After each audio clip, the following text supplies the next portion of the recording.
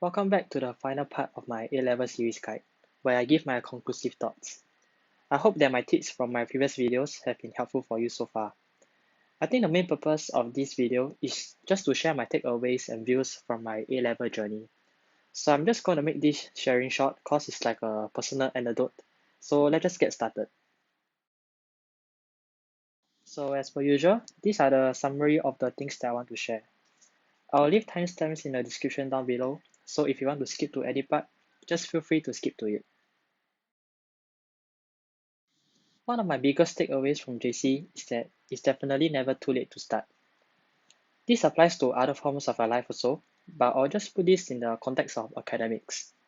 A lot of times you'll probably hear people or your friends asking, my this particular exam is like Y days away, and whether it's too late to start. If you ever feel this way at some point, I find that the answer that I find most sensible is this Chinese proverb here. The best time to plant a tree was 20 years ago, and the second best time is now. The thing is that whether it's too late or not, you still have to get to the grind and study for exams at the end of the day. If you regret not using your time wisely, then you should think about how to use your time wisely from now on.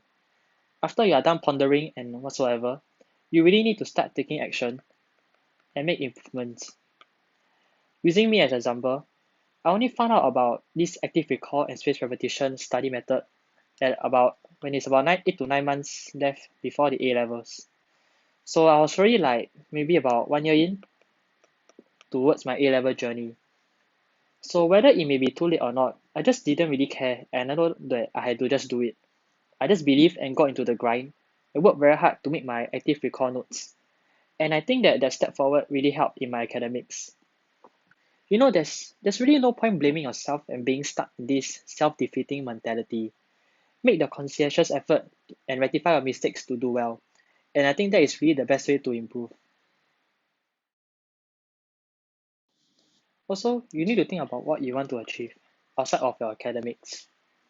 Honestly, secondary school wasn't very impactful for me compared to junior college. In secondary school, I was academically strong.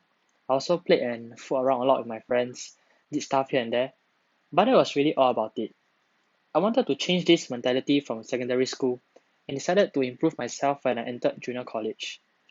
The thing is that for Singaporean males, once we are done with JC, then we're probably gonna move on to army, transition to full-time NS life, and then after that, my teenage years will have been over. And when I really thought about this, it made me really wonder, whether I want my teenage life to just end like this. That's the main reason why I took a big change within myself and thought about what I want to achieve. So I became a lot more outspoken and interacted with people. I also ran for the students' council, and I took out a position there, participated in many leadership activities, and I also organized my first community project. But nonetheless, I also had a lot of fun, like singing karaoke with my friends, playing sports, going for outings. It was just quite a complete change over from my secondary school life, to be honest, especially leadership wise. So really think about what you want to achieve beyond your academics and work towards those goals. Lastly, make sure to enjoy yourself. I really had a lot of memorable times in JC, from like outings and meeting new people, joining camps, and running orientation. Like all these tiny bits of stuff really added some spice to my JC life. I also met a lot of great teachers over there who I had positive takeaways from. I mean, since you choose to take the A levels yourself, might as well just make the best out of it and enjoy the journey as well as the moments along the way. I didn't want to look back on my JC life and just see myself simply studying and drowning in academics. And I just didn't want my final years of teenage life to end in a boring way. I wanted to develop myself and make fond memories, and I'm very glad that I did. To my viewers out there, I really hope that you guys can ponder and think, what do you really want to achieve in your teenage life and also beyond that, beyond the A levels. I still put in effort in my studies, of course, but studies is just really a very small part of what makes you you. Make sure that you grab opportunities that are presented to you to help to strive and improve yourself. You don't need to be that out of that world kind of person, but just think about what you want to do throughout your A-level journey. So I hope that you can have a meaningful A-level journey, developing yourself and also forming fond memories that you can look back on. So thanks for watching and all the best. See you next time.